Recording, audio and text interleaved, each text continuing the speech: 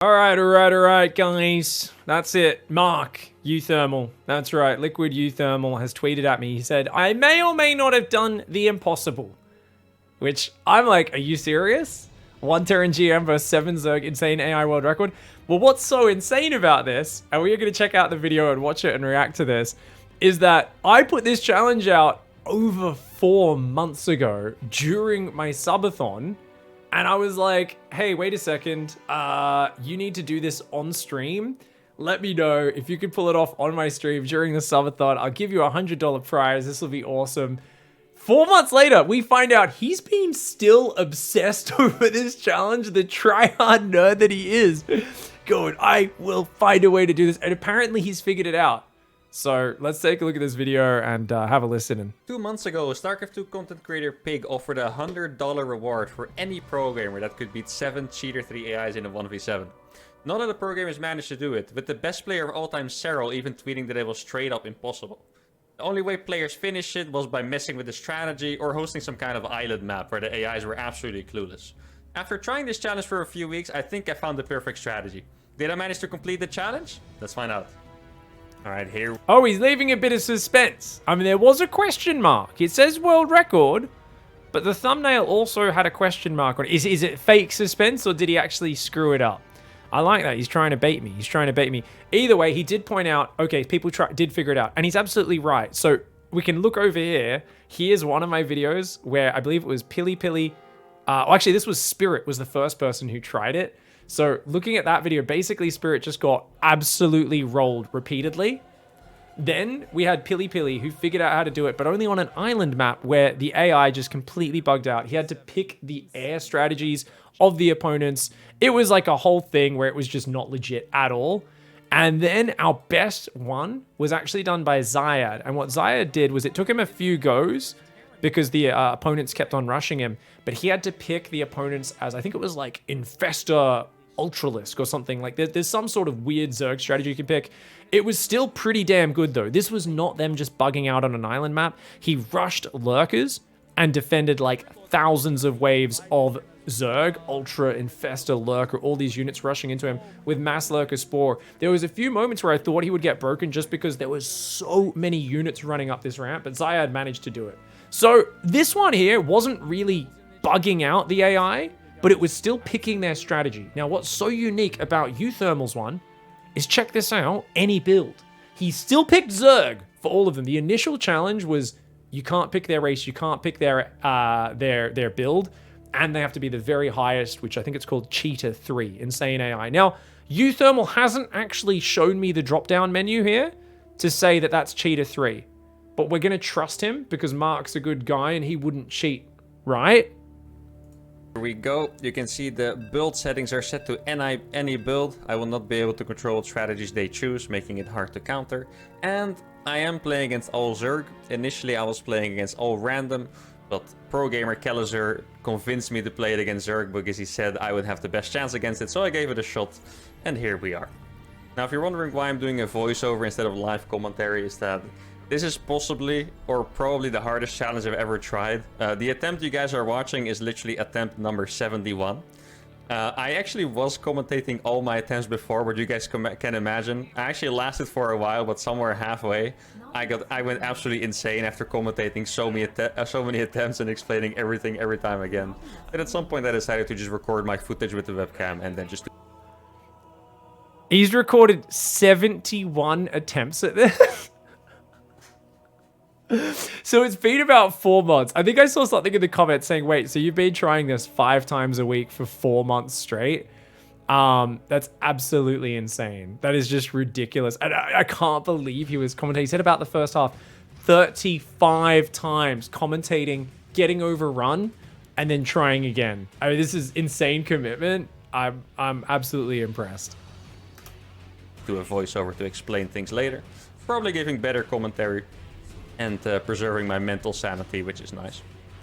Now, I'm going to explain to you guys why 1v7 against the Insane AI is so difficult. First of all, Insane AIs, they map hack and they mine more resources. What that means is that they blind counter your unit set and they make, more units than I can make alone, and all of them individually, right? So their army is absolutely massive. Now, another thing that's difficult in 1v7 I'm not sure if this is just the Insane AI. Personally, I've only tried 1v7 against the Insane AI. I didn't try Elite, but it might be the same for Elite. Is that the only way you can defend against all the armies is if you get a wall of up in some kind of choke and actually have units behind it to defend it. If you have a neighbor like in a 1v7, the moment you make a building in the choke, they will pull their workers, send all of their early game units to kill it, and it's just too disruptive and you will lose the game because of that. So what? Yeah, the worker rush is actually crazy. I didn't know about this until I first did the challenge with Spirit, but he basically started off and he was relying on them pulling their workers. And for some reason in that game, the neighboring AI, because often on these maps, right, they're kind of like a 2v2, v2v2 maps, right? So you share kind of a little corner with an enemy. So you've got to kind of get rid of that enemy as quickly as possible. I remember Spirit was like, oh yeah, they always worker rush. And in this first game, they didn't worker rush him. And he just was like, what? So he had like these Reapers, but he couldn't get their workers to pull out of their base. So he just couldn't even kill the guy that was next to him. He got overrun in a couple of minutes. But yeah, you really need to hold the choke point. The thing is, I don't know how he's going to do this with Terran, because I've tried it with Terran. And the problem is, once they start using ranged liberators and siege tanks, like your wall off just gets blown up. And it's so hard to have enough anti-air to kill the liberators and enough to kill the ground. That being said, that's because I was playing against all AI. Oh, he's playing against only Zerg. Oh, so that's actually better. Because Zerg doesn't have like a ranged siege unit until Broodlords, which is way down the tech tree. I can see, yeah, playing against all Zerg does give you a much better chance. Because I was very close to getting quite far in this challenge against every race. This is still not that extreme level of the challenge. Let's see how he does it. What you have to figure out is how to deal with your neighbor while getting a wall of up at the same time. Now, personally, I've tried a few different strategies. The first strategy I tried that worked quite well was going for a 1-1-1-on-1 base, getting a fast Reaper, making a supply depot in an awkward spot next to my neighbor's base. So he would pull the drones. He wouldn't quite be able to kill the depot. And with extensive Reaper micro, I would be able to kill the drones over time and take it from there. And a strategy I'm doing here. So what he was talking about there is exactly what Spirit was trying to do as well. But he's saying, look, I tried that. I had some success with it. But what I'm doing here is actually a different one. And a strategy I'm doing here is actually my most successful strategy. It is also the craziest build ever, as you guys can see. So what I figured out was that if you actually land and lift a building close to your neighbor, they do not actually care. For some reason, if you make a building next to them, is the worst thing in the world for them. But if you land one in their vicinity, it's totally fine. So that way, I can turn my CC first into a planetary and actually defend the choke and then bait his workers into the planetary with some kind of building afterwards, dealing with my neighbor in that way. Now, the build for this, if you guys are curious, That is so bloody clever. Oh my god. This is what it's all about. You need to understand the intricacies, because you guys have to understand that neighboring AI has more money and map hacks. So the moment you build a building, like I said, within a certain vicinity of their base, it like triggers them and they just pull their drones and start attacking you. So he's figured out lifting a building, landing it, is it going to activate that? And I mean, there's simply no way to take out the ridiculous number of unit superiority, because these guys have like, I think it's 30 or 50% more mining than you, and there's 7 of them. So it's kind of like playing against basically 10 or 11 opponents on your own. Obviously, you've got to find ways to abuse the AI and manipulate it as much as possible. CC first, gas, barracks, gas, eBay, which if you would tell me someone does that in 1v1, I would actually think they're insane. So yeah, I'm actually very glad I figured this out. I do think this only works against all Zerg. I feel like if I would move on and play this against all Terrans, all Protoss, against all Random, I don't think this would work because of Immortals, siege tanks, Terrans harassing your main base as well. They do like to do that. So if you guys want to see me show you guys my best attempt against all Terran, Protoss, or Random as well, make sure to let me know in the comments.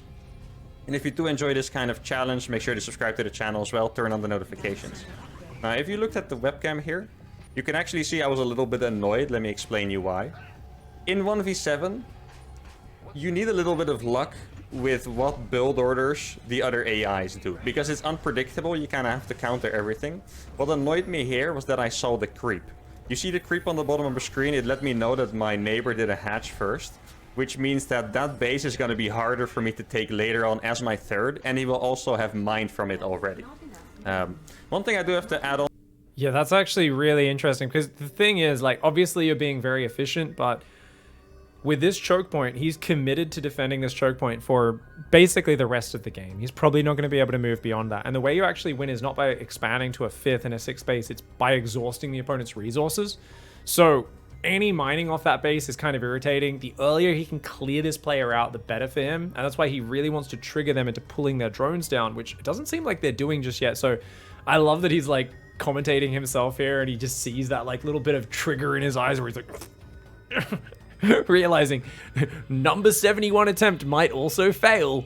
By the way, is that if you're gonna do this challenge, it would actually be reasonable to redo it until you get different spawns, because this spawn is actually not that great for this. And the reason is that your natural super open. Ooh, here the target fire on the Baileys is very important. I know this looked relatively easy to hold, but without the target fire it could have been a disaster. Relatively easy to hold. You just killed like 12 banelings without them even hitting the planetary. That was sick. This is actually where I'd initially watched this video yesterday until I went, this is so cool. And I got so excited watching him focus those banelings down because I was like, dude, that's going to put your planetary in the orange already. Another wave or two like that, it's going to go down. But I got so excited seeing that I was like, holy crap, this is so cool. I need to save the rest of this video. So I haven't watched anything past this point. I was like, I want to watch this with you guys just so you guys can get my authentic reactions and we can kind of enjoy checking it out together. Which is very important. And the reason is that you get different spawns, because this spawn is actually not that great for this. And the reason is that your natural super open. Ooh, here the target fire on the Baileys is very important. I know this looked relatively easy to hold, but without the target fire it could have been a disaster. But on this spawn, your natural is relatively open, so at some point queens and zerglings will walk into your natural, which is super annoying. So ideally on this map you have the bottom right or the top left spawn. It's relatively open to hold, but without the target fire it could have been a disaster. But on this spawn, your natural is relatively open, so at some point queens and zerglings will walk into your natural, which is super annoying. So ideally on this map you have the bottom right or the top left spawn. Now here you can see, every time I make... Oh, so I didn't even realize that there's a difference in the spawns there, just a little bit. Ah, so he's actually saying like, hey, his natural is super exposed here and is in a lot of problem. You have the bottom right or the top left spawn. Now here you can see, every time I make a building, the AI pulls more units to my planetary, and this is the point.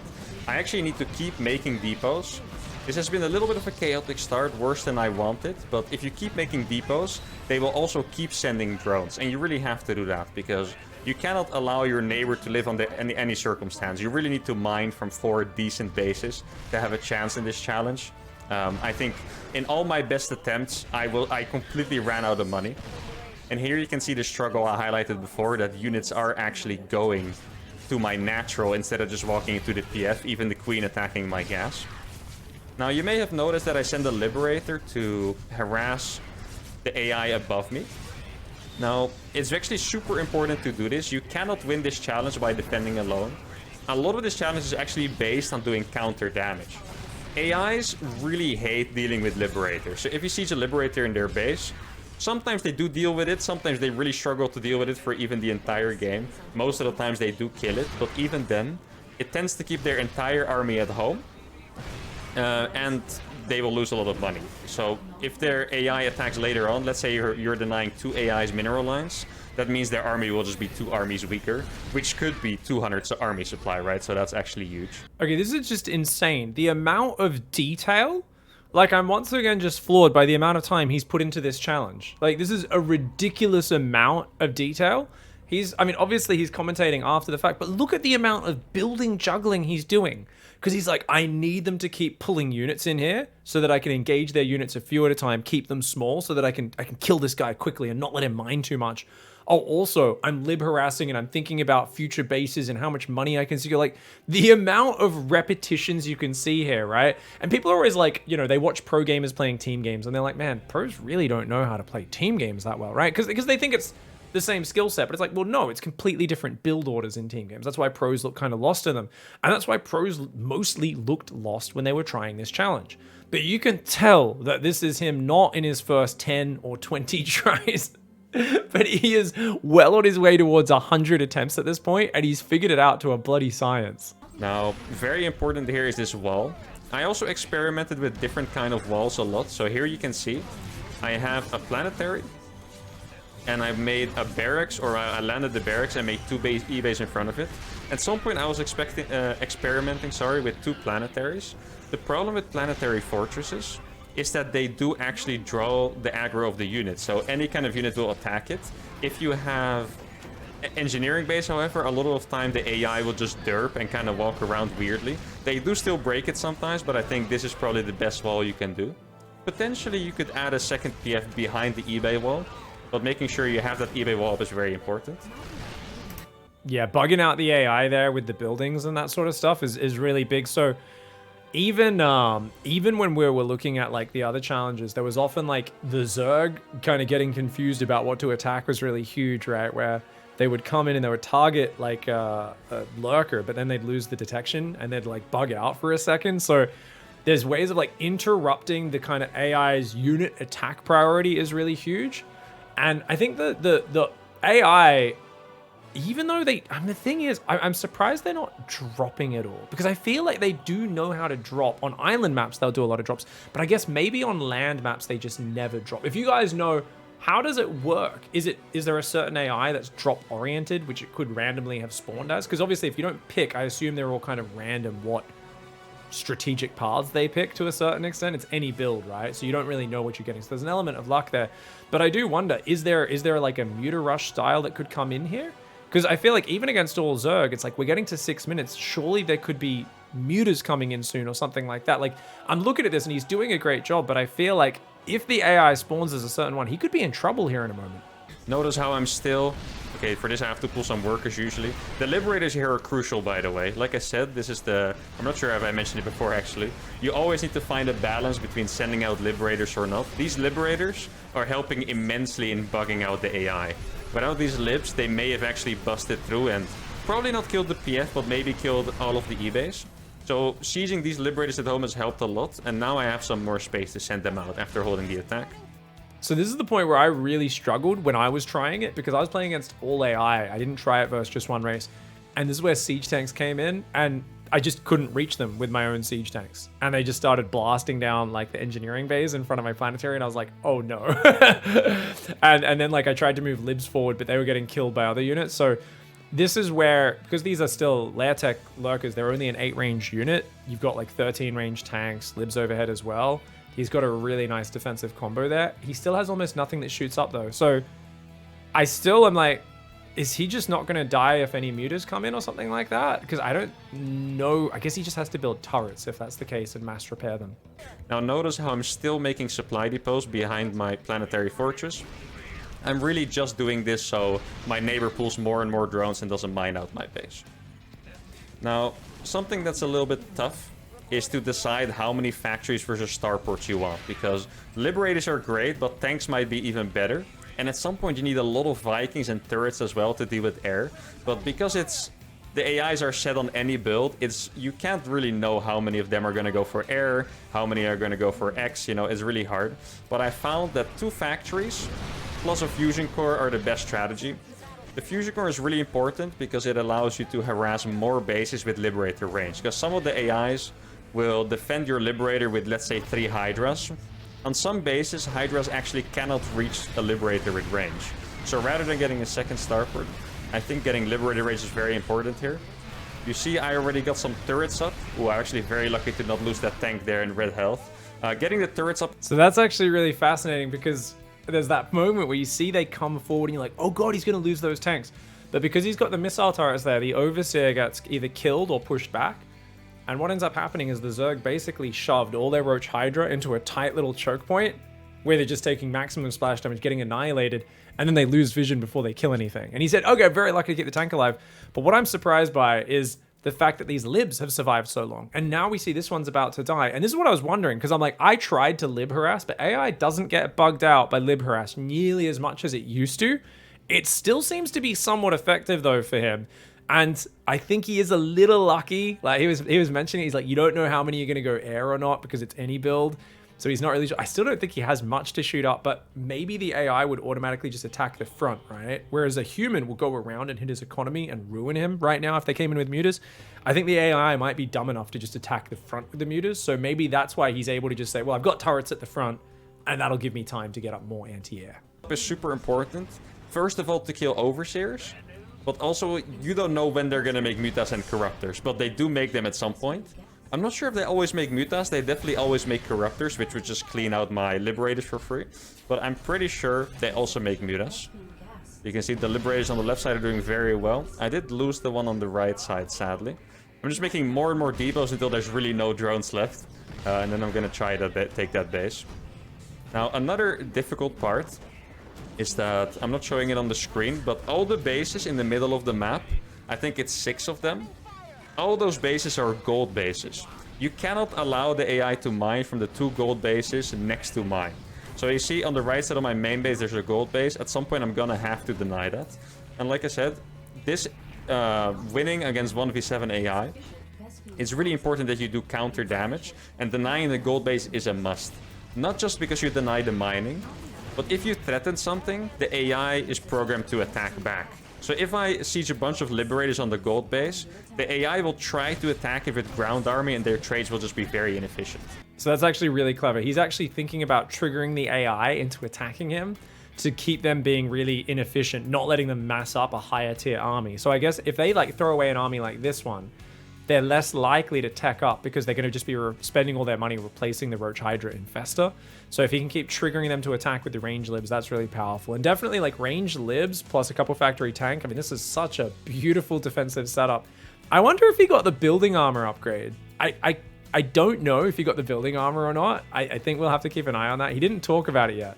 But I feel like that's actually going to become useful at some point here, which is really cool. What I also find fascinating here is like that he's so confidently taking the player's base next to him. Like his game sense just tells him they have no units. They have absolutely no units there at all. It is really important that you realize that you cannot just defend because then you will lose. You actually need to do all of these moves. Now at this point, I have a lot of siege tanks cut from my second factory, which are doing fantastic. You see I'm setting up turrets in the main base, and that is for the purpose I just explained. I want to be able to siege that gold base, but I don't want my stuff to die to mutas and corruptors, so you need to set up those turrets there. Now that liberator is 45 kills, by the way. You could tell I saved that liberator and these as well until I had lib range, and now I can deny these bases without being in danger. Unless they have air units, of course. Air units would be able to deal with that anyway. This larva is denying my third base for an eternity, which is a little bit annoying. And now I'm also setting up turrets in my neighbor's main base. Oh man, so they're not only throwing fungals from the low ground, but they're starting to neural siege tanks and get him to friendly fire himself. Even just 1 or 2 friendly fire shots is huge. You got to remember just how much efficiency he needs. He needs to be about, I would guess, 20 times more efficient than his opponents to win this game, just because of the maybe not 20, maybe 15, maybe 10. At least 10 times more efficient, I would say, simply because of look at how many bases they're going to have on the map, all these gold bases as well. I mean, this is it's a scenario where you're like, well, this is so easy. But there's like, all it takes is one moment where a few of your tanks are sticking out, you lose your critical mass of units, and suddenly like you just be amazed because they have such an endless stream of units. It's ridiculous. Something that's actually very good to do that I haven't done here is hotkeying your tanks. Because infestors neural parasite your tanks a lot, and you need to be able to target them instantly, or else your tank just destroys you. Now at this point, I have to make some more starports. The reason for this is that turrets at some point are not enough to deal with the air units they have. At some point you need... I'm not sure what the magic number is. I think I like to make between 15 and 20 Vikings. Alright, so 15 to 20 Vikings. Holy crap, man. The funny thing is, like, the AI does use spellcasters. Now, they don't use it that well, right? Obviously, if they're using, like, really sick Blinding Cloud and Lurker and Abduct, they could break through and destroy what he's doing. But if he's going lots of Viking lib, like, there is still a chance that, like, they drop Parasitic Bomb Fungal on his Vikings. So he's got to be real careful. It's a super fragile army. Just one moment of him being a bit too far forward, not paying attention, and he could lose it all. Now, this AI challenge, by the way, has made me realize a big weakness of the Liberator, and it's that it does not attack the Ravager automatically because it doesn't consider it an anti-air. So you can tell if you don't target it, my Liberators would just be attacking the Roaches instead. So now my neighbors surrendered. Okay, that's actually ridiculous. So that's such a cool point. In case you guys missed that. So he's manually focus firing Ravagers on his like 3 or 4 libs that are out there denying mining so that they don't get filed down as he's That's ridiculous, man. This is insane. Like, it's just, once again, it's one of those things, like, he wouldn't have been doing this on the 20th or even the 30th run through, but you get to run 40, 50, 60, 70, and he's just like, yeah, just casually focus firing Ravagers, man. And that's freaking hilarious. It's kind of funny as well, because I do believe air units will prioritize High Templar. High Templar, they count as a unit that can attack them. Same with Infestors. Even though those units can't attack up except with their ability. So it's kind of funny that that is different. Now, I'm not sure if that's just they prioritize all spellcasters, or if for some reason they just consider spellcasters as potentially air attack units. But it's weird that the Ravager doesn't operate in the same way. It's because I killed all of his drones that's attacking the roaches instead. So now my neighbor surrendered. It's because I killed all of his drones. That's very good. Now he won't resist anymore to me taking his base. At first I was also sieging a lot of Liberators in this choke. Right now you can tell I usually only have 1 or 0. I noticed that the tanks are just better to have and the Liberators are better spent attacking. What does suck is that if you look on the minimap, yeah, you can see I lost all the Liberators on the right side. Typically, as a rule I put for myself is that I thought you could only win if you deny 4 bases worth of economy. And right now I'm only denying 2. So here I was actually not too happy with the situation. What a pleb. Lost 2 Liberators. We were talking about how good his multitasking was. Goes and loses 2 of them. And now he's like, oh, I need to deny 4 bases of mining plus the gold base next to mine. Otherwise, I can't win. I love, it's like, for me, I just view this as like, you just need to hold on for like 40 minutes at insane efficiency. uThermal's like, no, I need to deny exactly this number of bases and then it'll work out. But I lost 2 Liberators. I'm not going to be able to do it. Man, I mean, I don't know how he stayed focused for this many run-throughs. The dedication on this, man, I don't know if it's borderline insanity, but hell, it gives us some entertainment. So hats off to you, bud. But I did manage to kill my neighbor, and I didn't take any damage yet. Typically at this point, I feel my average game, I would already be dead at this point. Like, this challenge is really hard. I know right now it looks like we're doing smooth sailing so far, but trust me, I'm not lying when this was attempt 71. On my main account, this replay was actually noted as abandoned Parish 69 because 2 attempts were on another account, so I guess that was nice. Now you can tell I'm denying the gold base on the left side. I also need to set up turrets in this base you see right now so I can deny the other gold. And here you can see what I mean. I'm not just killing drones, I'm also killing a ton of units on that base because the AI is just like, I need to defend this. I mean, they're literally programmed to do it. I'm sorry, buddy. It's not my fault. Just trying to break a record here. I like that he, at this point, you know, like they say once you step in the ring with someone, you earn each other's respect. Apparently after 70 attempts, uThermal's starting to feel a bit of empathy for the AI here. He's like, oh, I'm sorry, buddy. I'm sorry for baiting you into attacking into a corner of siege tanks and libs. At this point, he's in a bit of a relationship with these AI. Yeah. Once again, hats off to you, uThermal. I hope you have a shred of sanity left after this, bud. Normally, I've taken a lot more damage at this point, so I feel like here I was getting cautiously optimistic. Every time I see the armies, however, they look freaking massive. You can tell I instantly went to make more turrets. My Vikings did come out at a perfect time, though. I guess after 71 attempts, you are kind of used to the timings that they have, so you can tell the first Corruptor showed up and I instantly had my Vikings, which was really pleasant. One thing I was not sure about, and this is actually tough, you would think, because one thing that's really good in Terran late game is making a lot of orbitals, because you can drop a lot of mules, you'll be rich, you have infinite scans, but here, you're obviously very limited on resources. You basically have 3.5 base, if you calculate the mining your neighbor did, or maybe even 3. So, in this game, I didn't even want to make another CC, I just...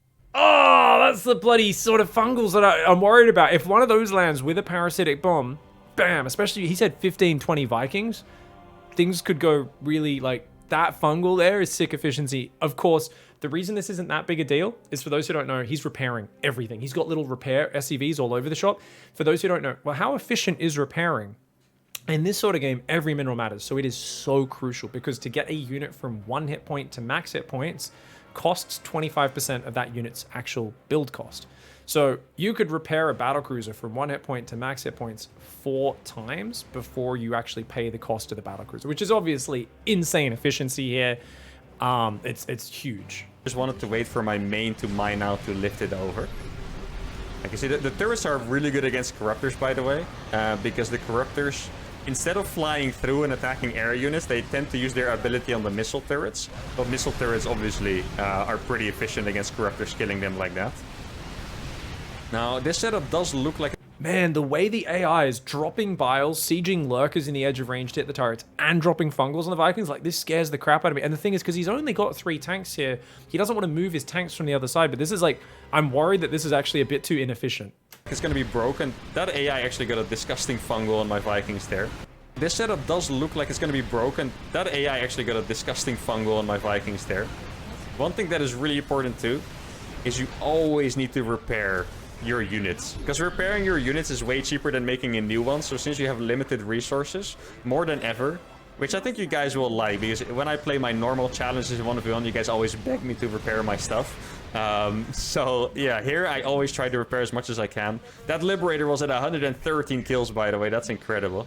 The first Liberator you send out always tend to do the best, because they will deny the AI's economy before they get to a lot of units, so that's important. Now, even though I only denied 2 bases of mining, at this point I started to feel like the fact that I was denying both of these gold bases was going really well for me. They keep coming in. I have so many siege tanks at this point, it's actually kind of absurd. I feel like I never got to this point where I did many siege tanks. Blinding Cloud! Blinding Cloud on the tanks on the north, though. There's Blinding Cloud and Neural and Fungals going out. Like, the number of spells they use is scary. Thank God he didn't pull any tanks away from that north side, or he'd be broken right here. The abilities on the left side looking a bit scary here. The Blinding Cloud, the Fungals. But there's just an absurd amount of tanks. And I really believe... You can tell that the AI derps a lot because of the E-base at the front. I feel like that's the first time I saw an Ultra attack these, so... I didn't... It's actually kind of hard to see when you're playing, because you're very busy with surviving and stuff. Ooh, really good Parasitic Bomb there. Quickly landing the Viking to get rid of it.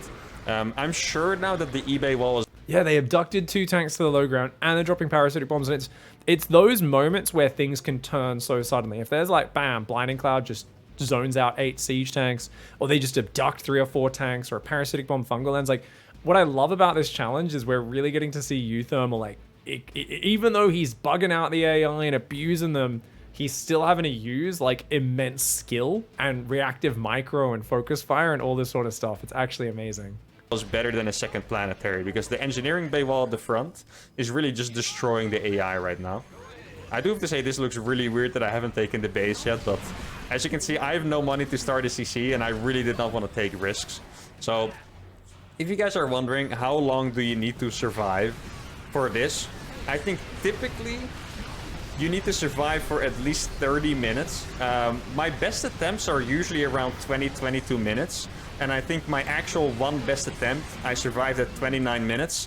And I thought I had it, and I moved out, and they still had an army and killed me. So I would say, yeah, maybe to be really safe, it's probably like, it could even be 45 minutes. Like, I don't know how much money they have, but they can always spam like a ton of Zerglings. So if you move out with, you know, just tanks and Vikings, you'll still lose to the Zerglings.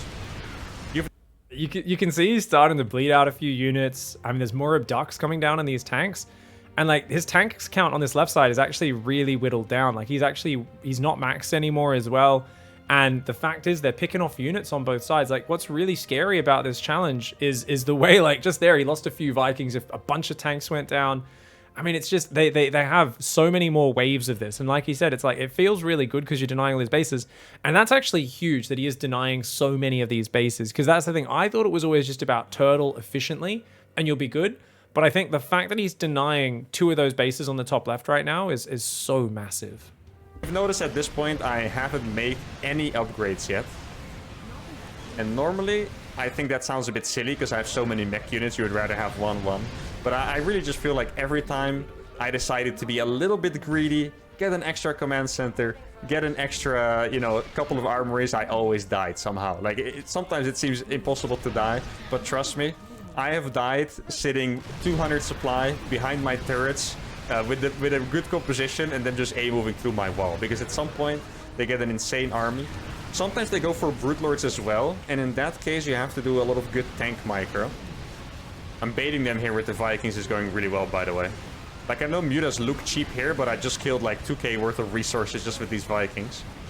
And I didn't actually... Look at this tank on the low ground. He abducted it there, but that tank is now MVP. It's just shooting at units for free, and the other units are afraid to go because there's a liberator zone covering it. This is accidentally the most abusive thing ever. This is amazing. The way this lurker's just... The lurkers could have burrowed on the high ground. The AI is like so confused about this whole weird triangle it's got there, and that one tank is actually so sick. He abducted my tank and is getting punished. At this point I was like, oh crap, I have like 6 liberators here chilling.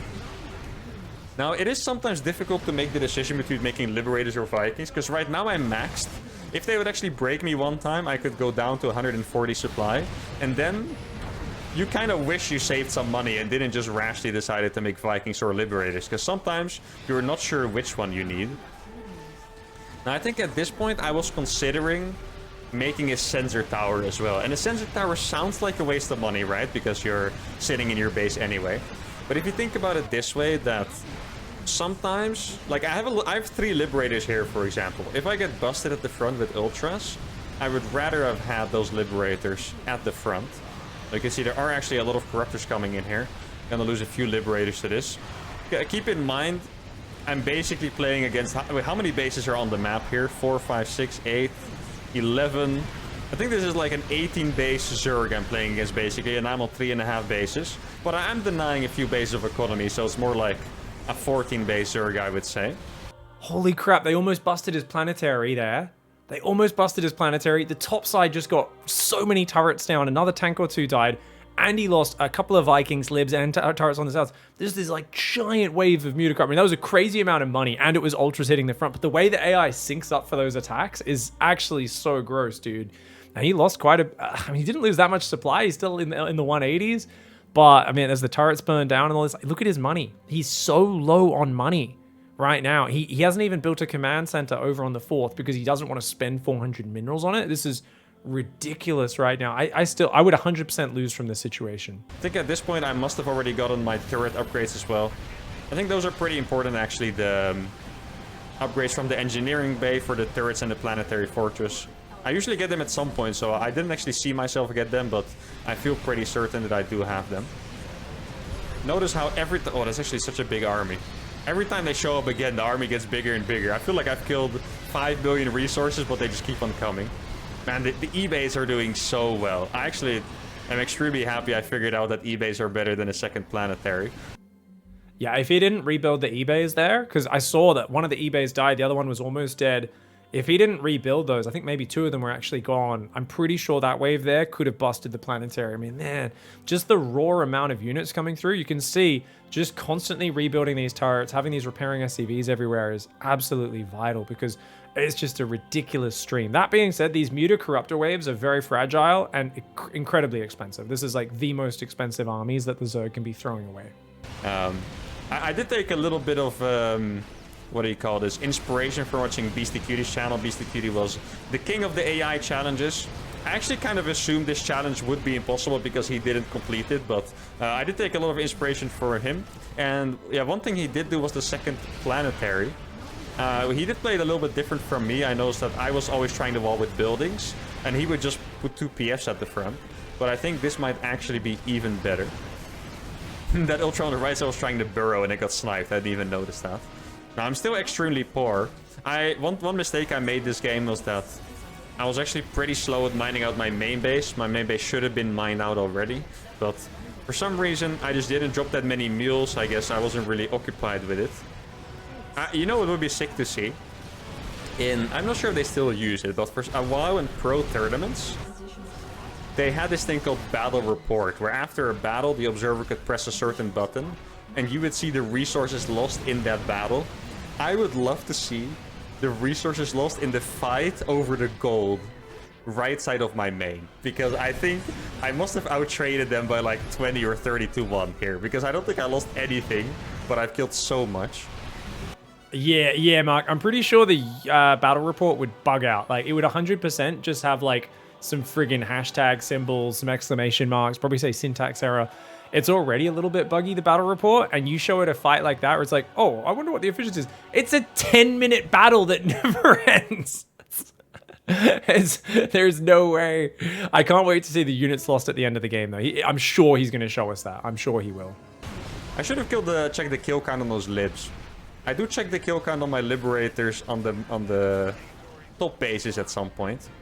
Now here, I feel like since we're approaching 20 minutes, this is already one of my best attempts. Like I said, my best attempts usually ended around 20, 21, 22 minutes. So here I was starting to get cautiously optimistic because I was in a better spot than normal. Like normally here, I'm struggling with money and you have to survive a few more waves and it's looking tough. Here, I think this was the best situation I found myself in. And I really credit this to two things. The first one is just the eBay wall at the front. Excuse me. And the second one is how well I actually battled those gold bases. Like normally this game is an absolute struggle. This game, it has seemed relatively comfortable up until this point. Now, I did read the AI pretty well. I'm sorry, that is just amazing. He finally scans. We've been seeing the edge of this the whole game, but now we realize there's like 14 Ultralisks. There's endless going to be just derping in and out of the lib zone. There's actually a pretty nasty fungal that lands on his SCVs, but man, that is amazing. Like just the AI is absolutely derping. I mean, you can obviously see numbers-wise, if the Zerg wasn't baited into like these fights, they would probably mass up on the front enough to maybe bust through. Or maybe they would drop the back with Ultras or overwhelm with just a giant wave of Muta Corruptor, like trading too well. But by keeping them in these fights, he's like forcing them to kind of never mass up as much. It's really bloody beautiful the way he's figured out how to tie together so many different pieces of the puzzle to make this work out. It's really, really sick. Now, he's almost completely out of mining. And that's why, like, he needs them to be exhausted on resources in the near future. We haven't seen a big mass up for a while, but I wouldn't count them out. I still imagine there'll be another few big mass ups of their army before the map mine's out. So he's still got to be wary because he's maxed out. He can repair a bit more, maybe mine another 2,000 minerals. But after that, he's going to be on his last legs, just using the whatever units he has out that he has to win the game. He maybe could secure a gold base on the low ground, but I don't think so. It's too far out there. Like, his opponents will just clear that out too easily.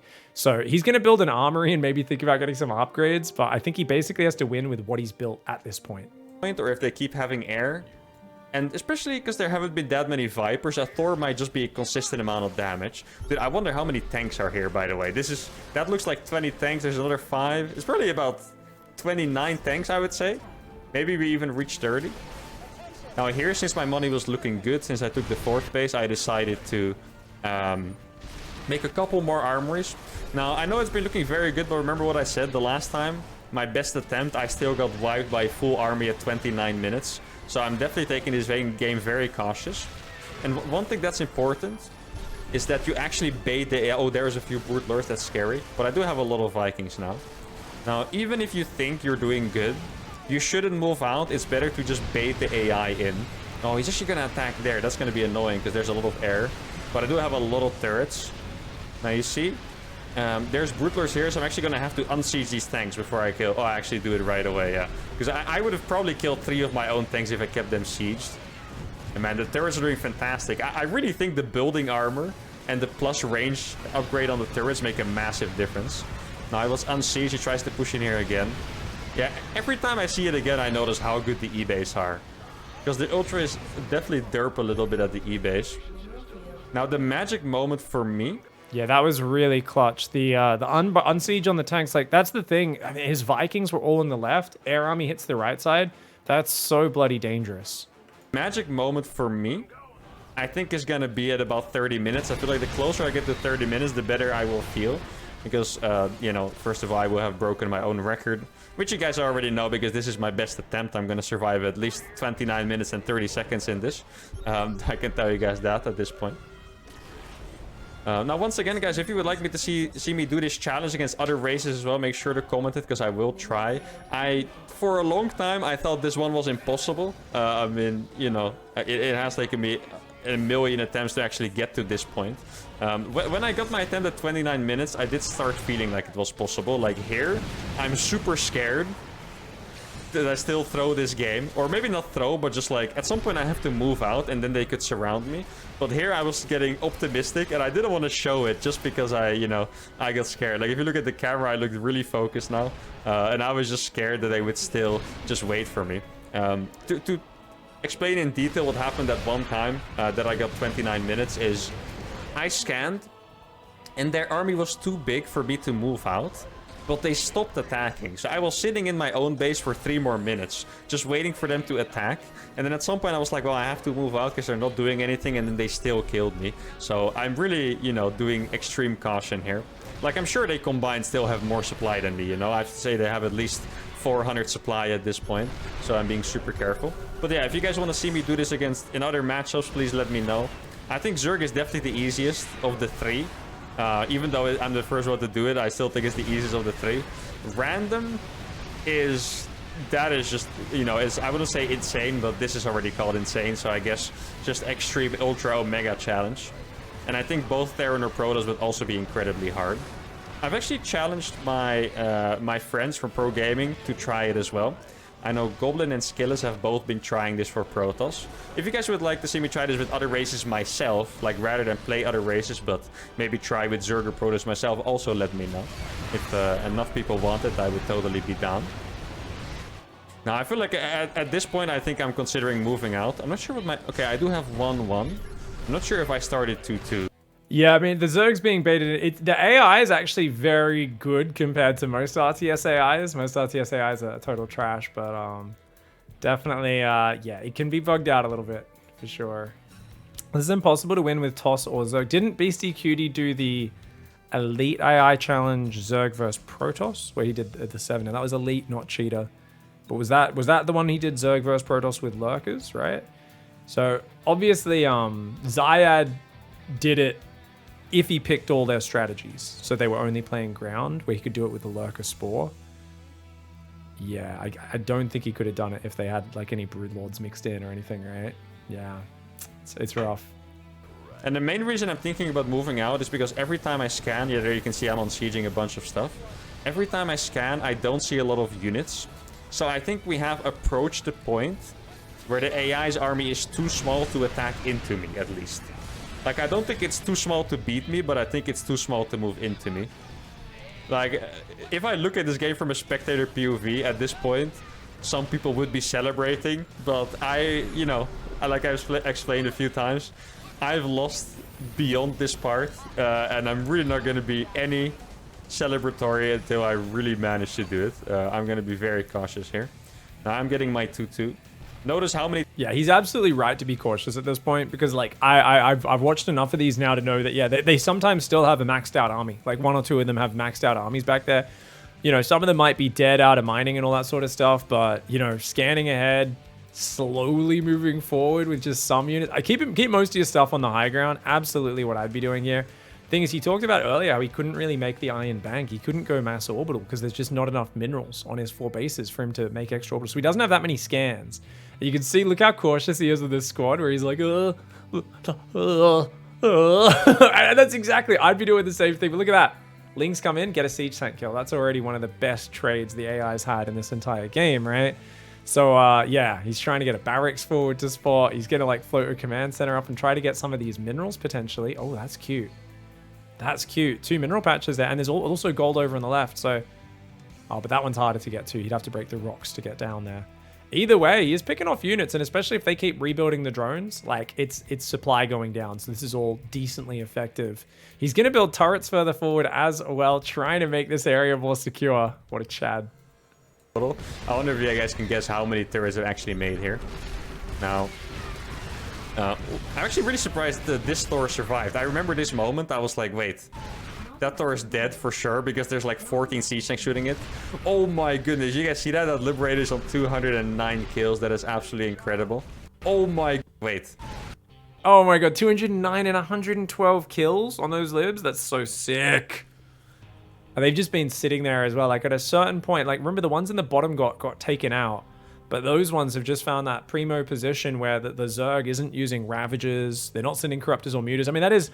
Obviously, one of the things you got to point out is like, hey, why are they not the ones that are building air, not helping their buddies out and sending Mutors or Corruptors to deal with it?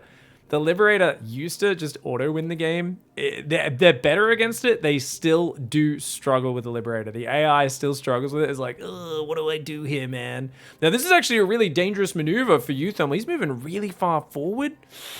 He's very brave right now. He's feeling super confident, but I'd still be worried that there's just a pack of Ultras just sitting in a corner somewhere that are going to swarm on you. 30 minutes. This is the moment I said. I died at, I think it was about 29, 25. So here I was expecting them to only have one army. If they had more than one army, I would have seen it by now. So I'm expecting them to have a combined maybe 200, 300 supply. And I'm just trying to wipe out these bases, get my gold saturated. I mean, here, that army is obviously very tiny. What was that? 5 roaches and 2 hydras. If that army beat mine, I would probably complain about, you know, Zerg, write an email to the balance team, but no. And I think this was the moment where I started feeling like I had it in the back because of this planetary. Like before this planetary, it was a bit scary, but now I'm gonna mine from that gold. And I remember clearly from that game that I lost that I only had one more army to kill and that's it. And in that game, I wasn't able to get the gold bases. They were actually mined out. I wasn't able to deny them. So here, now I have that gold base. That's probably... How many minerals is that? 5,000 minerals or so I can mine. I really felt like I had it in the bag. And now we're going to do some hunting. Now, you can tell I'm sieging my Liberators. That's my backup plan. All right, yeah, so they actually truly were exhausted. I think what's interesting about this is because he was in those gold bases and denying those, they actually exhausted even more of their army way quicker than I expected.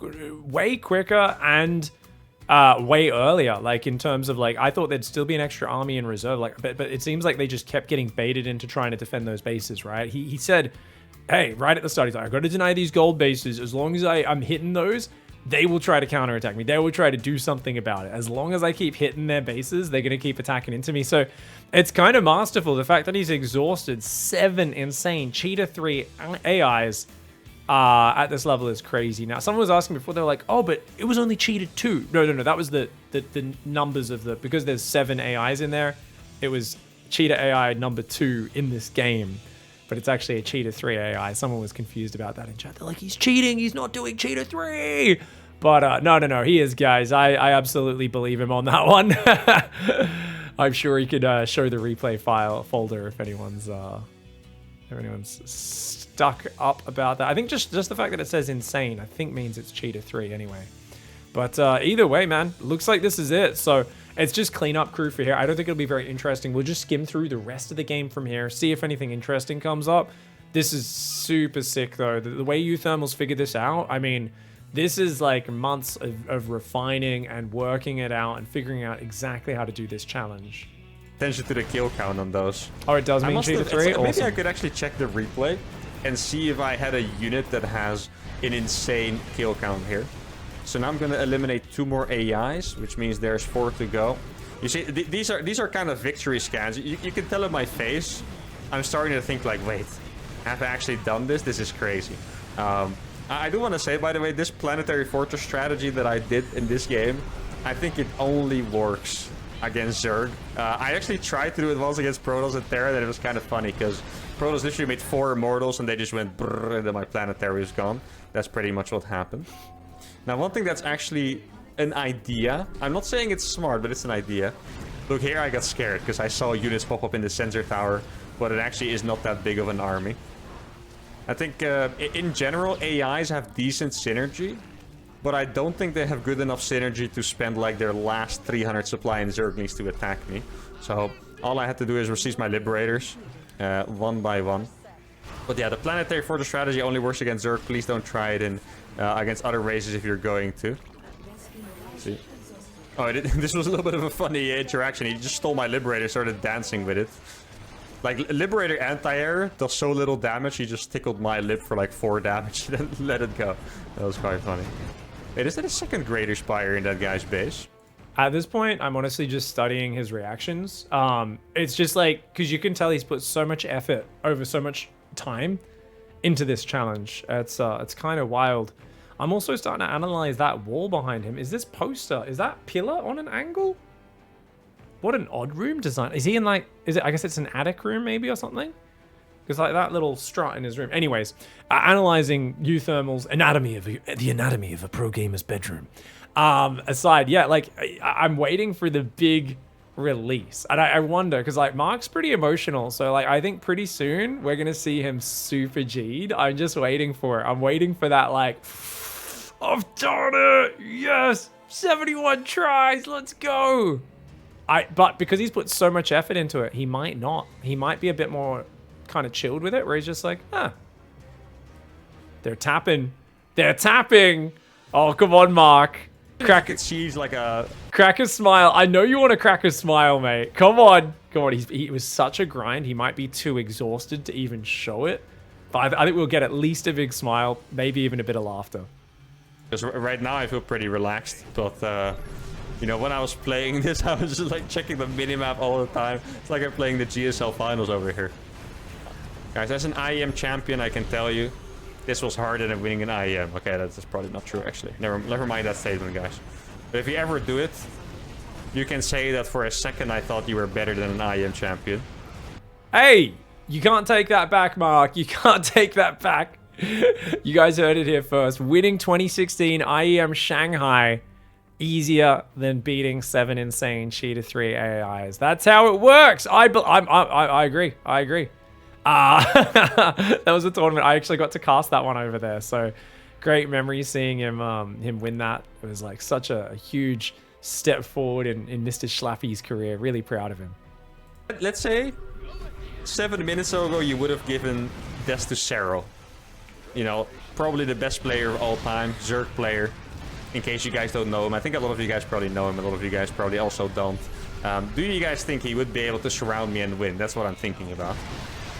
I mean, I think I probably would be even more nervous playing as an actual player because I know they will control their units to a pro level. Yeah, I'm sure at this point people are also like, you guys watching are like, yeah, what the hell? How is he not celebrating? Oh, there we go. There we go. He fight it. The thing is, like, he's even been saying himself, like, I was so stressed out because the thing is, it's an AI. Like, you really don't know if it's just bugged out. It's got 7K, 4K resources in the corner and then 30 ultras come out. Because, like, he doesn't have that much money in the bank. Like, he could get wiped. And so he is still kind of stressed out a little bit. And, like, you can see now he's starting to relax a little bit. But, like, he, you know, as a pro gamer, especially in StarCraft, StarCraft's a game where you don't, like, get ahead and then just be like, oh, I've won the game. That's how you throw StarCraft matches. StarCraft matches demand you finish them. Especially if you've played enough against, you know, the Serals of this world, the Marus and these guys. They do not go down easy. And when you're playing at 7 Cheater 3 AIs that have unlimited money, I think he's thought he was winning before and he's gotten squished. And that's traumatized him. And he is channeling that trauma to get the dub right here. 215 kill Liberator. Oh, GG. I think there's only one left. Only one or two AIs left in this game. Oh my god. Come on, show us that celebration, Perfect. dog. I don't know what it is. I imagine mechanics don't matter too much, but if I look at this game, it even feels like I could do it twice in a row. Now, I'm definitely not going to try this specific challenge again after 71 attempts. I am very happy to have actually finished it. Believe me, guys. Especially because at the start, you guys can imagine, I always want to bring the best content to you guys. So at the start, I think I commentated my first 50 attempts. So the way I'm doing commentary now, I did that for every first 50 games until I got so exhausted I couldn't stand it anymore, and that's why this is now a voiceover. All right. Yeah, here I really wish the Liberators could deal damages. I decided to just Overlord hunt with them a little bit. Look how slow they kill the Overlord. It's actually sick. These are, I think they're 3/3 Liberators. Oh, I actually didn't show it in the screen, my bad. Believe it or not, after a 38-minute game, it's kind of hard to remember exactly what happened. Here I felt like some of the AIs weren't surrendering, so I thought maybe they actually rebuilt their base. That's why I was sending tanks again to the bottom right. There we go. 1 GG. I think there's only one left at this point. Let's see, are we gonna kill it? Or do we have to kill all the buildings? Come on! Sure. Maybe it's that one drone on the left. Sometimes it's literally... Oh, there we go. I think that's it, guys. Yes! We have done it officially. That's a happy mark on the screen. Look at him. He claps for himself. I'll clap to make the sound. There you go. Alright, guys. Beautiful. Look at the units lost here, by the way. I lost 21k. The AIs lost 70, 83, 66, 73, 46. 130 kills on that Liberator. 215 kills on that Lib, guys. That's an MVP Liberator right there. There we go. All right, guys. That's it for today's video.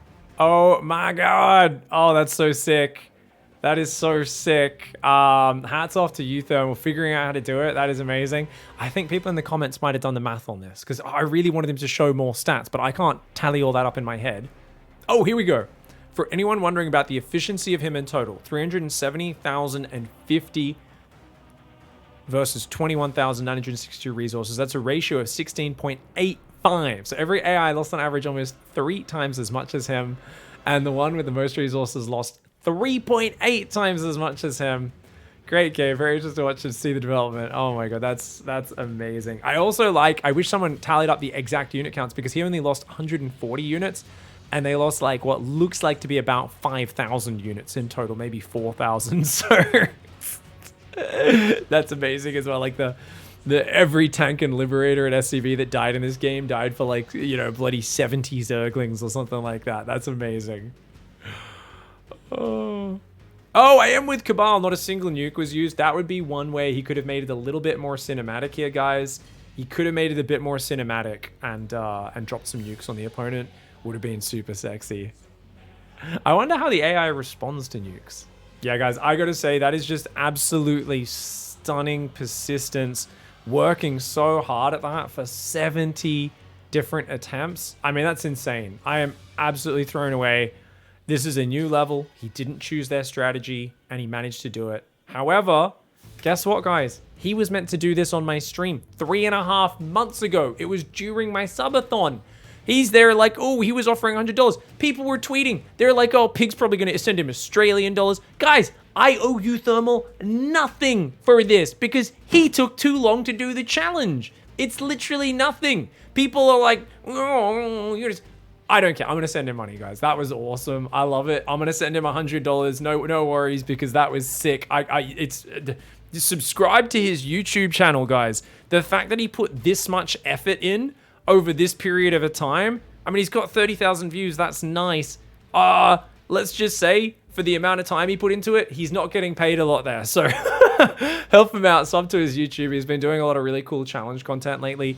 uThermal's taken a step back from being like just a hardcore pro gamer to being a big content creator. So show him some love and help him out there. We're going to send him $100 as well. But now the question stands, guys. He's managed to do it versus 7 Zerg Insane AI.